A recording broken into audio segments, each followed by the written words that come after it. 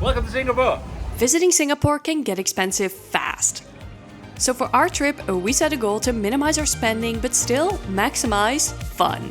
In this video, we'll show you how we did that and if we managed to stay within our budget of only 1,000 Singapore dollars. As for any challenge, we had to set some ground rules. First up, we're not gonna go full backpacker mode. We tried backpacking once and halfway through our trip, we ended up buying suitcases. For us, backpacking is zero fun. And what do we want? Exactly, maximum fun. So aside from that, these are the ground rules for our Singapore trip. 1. Get to Singapore for as little money as possible. 2. Sleep in a bang for your buck place. 3. Get around cheap. 4. Fun activities for minimum money. 5. Eat amazing food for an amazing price. And finally, number 6. Have a cheap exit strategy. So let's begin with step number 1, getting to Singapore cheap. For most people, the only way to get to Singapore directly is by flying, and depending on where you're traveling from, flights can be pretty costly. Since Singapore is a 14-hour flight away from us, our only option here was to find a good airline miles redemption deal. This all comes down to timing, and it had to be fate, because Singapore Airlines was holding a promotion for their flight from Brussels to Singapore, and we managed to get an amazing deal. 100,000 miles plus 78 euros in flight taxes for 2 premium economy seats. An absolute steal if you ask us. So goal number 1, getting to Singapore for cheap? Done. Our next goal is a hard one to achieve in Singapore: affordable accommodation. Finding a maximum fun hotel for a minimum price is not easy. Our goal here was to find a pretty good hotel for an almost too good to be true price. Admittedly, we spent a lot of time on this. We searched and eventually we found the Yotel on Orchard Road, a hotel promising efficient rooms at a premium location. The first booking we made for Yotel was 178 Singapore dollars per night, fully refundable, and we thought we found a pretty good deal. But then we found an even better deal. So we cancelled and rebooked it again, but then for 169 Singapore dollars. Still, something in us said that we could go even lower, so a few days later, we checked again, and oh yes, we got it down to 141 Singapore dollars per night, best and final, non-refundable. We made a full review of this hotel already, so be sure to check that out after this one.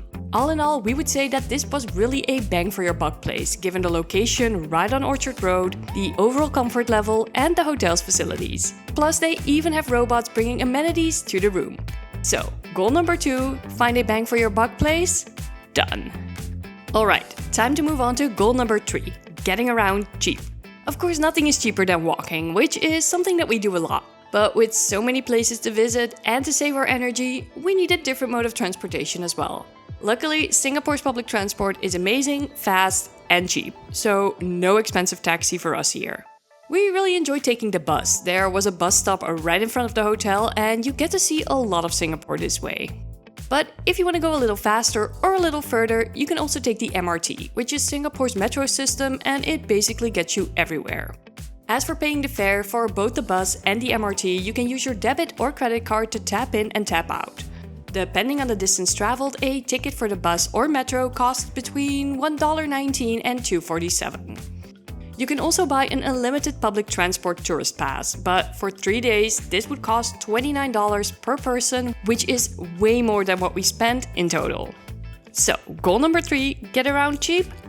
Done. On to goal number 4, fun activities for minimum money.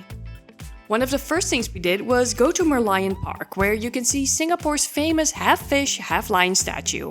From here, you also have a beautiful view of the Marina Bay and the infamous Marina Bay Sands Hotel. While that's very much not minimum money, maximum fun, it is still a sight to see from up close, and from the Merlion statue, you can easily get there by walking along the bay. Right next to the Marina Bay Sands Hotel, you'll find the Super Tree Grove in the gardens by the bay. Every night at 7:45 and 8:45, you can enjoy a free light and music show, which is a must-do experience if you're coming to Singapore. Every few months, they change up the show with different music and lights.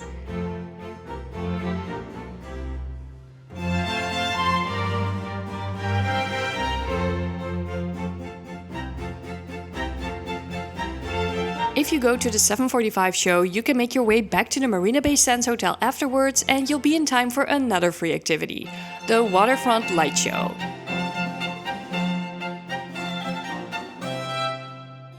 Also, fun fact, yes, sure you can spend 1,200 Singapore dollars per night on a room at the Marina Bay Sands Hotel, but everybody passing by will be able to look into your hotel room. Yeah, hello. Awkward.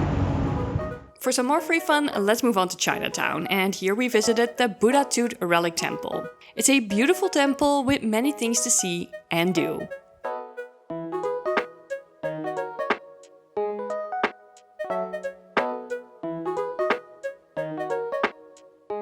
The rest of Chinatown is also very nice to walk around in. Another fun area to walk around in is Kampong Glam, which is one of Singapore's oldest neighborhoods. Here you can see the Golden Mosque and walk through the colorful streets such as Haji Lane. Our hotel was located on Orchard Road, which is an area that's very much defined by maximum spend, which is not what we wanted. But what doesn't cost much though is cooling down in the malls, having a look at what's hip and happening, and eating a very cheap ice cream sandwich in front of the mall. Cash only and ice cream only available on weekends. As a final activity, we decided to take the bus to Sentosa Island, Singapore's slice of sort of tropical paradise.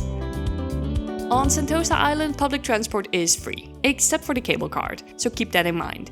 Since we wanted to be flexible and because we're Dutch, we rented a shared bicycle. We downloaded an app, put some money in the account and found a bicycle. And 1 hour of cycling only costs $2.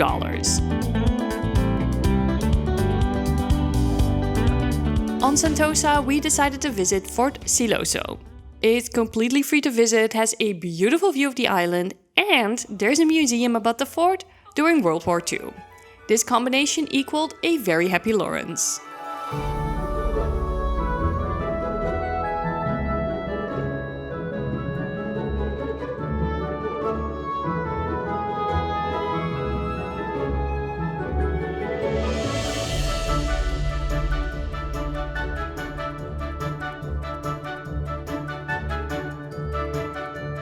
Sentosa Island is really nice to visit on a sunny day, and it has a completely different vibe than the city. And if you want, you could also just go there and lie on the beach. So, goal number 4, free activities for maximum fun? Done. Now, on to goal number 5, amazing food for an amazing price. Singapore is filled with an abundance of high-end restaurants, but when it comes to cheap food in Singapore, there is no question which way to go. The answer is hawker centers and food courts, of which there are many. Here you'll find delicious food from Singapore and many other parts of Asia, and on average you pay about $10 for a meal with a drink. But we have to admit, we didn't just eat at the hawker centers. We got carried away by the convenience of the Shake Shack across the street. We had murtabak from Zam Zam in Kampong Glam. Shout out to our loyal viewer Twan for the tip.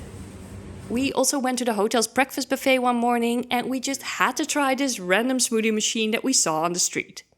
Still, everything combined wasn't too crazy expensive, so goal number 5, amazing food for an amazing price, done. Then that leaves us with one final goal, having a cheap exit strategy. Now, the absolute cheapest way to get out of Singapore is by taking public transport to Woodlands and then cross the border into Johor Bahru in Malaysia and find your way from there. But that's too much hassle, and we're not about that life. Still, the cheapest destination from Singapore is Malaysia, so that's where we went. We booked a bus to Kuala Lumpur, and yes, we paid a little extra for more comfy VIP seats that recline, because the journey takes about 6 hours.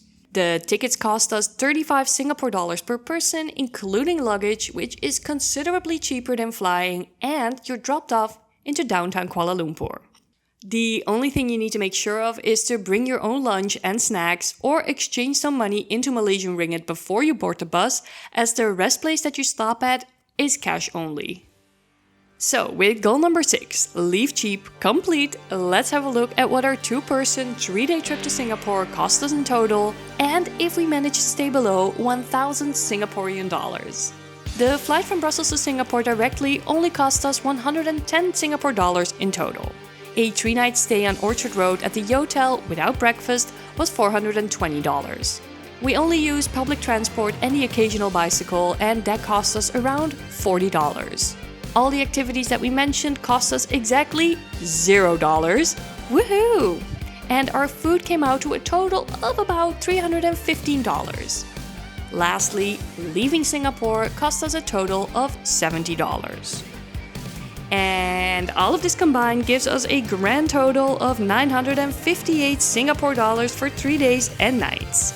We can safely say that we minimized our spending and maximized our fun, food, and our stay. Do you have any suggestions about what else we could have done? Let us know in the comments. For now, thank you so much for watching. Bye! And don't forget, if you want to see more, subscribe to us at Yes and Explore. Yeah!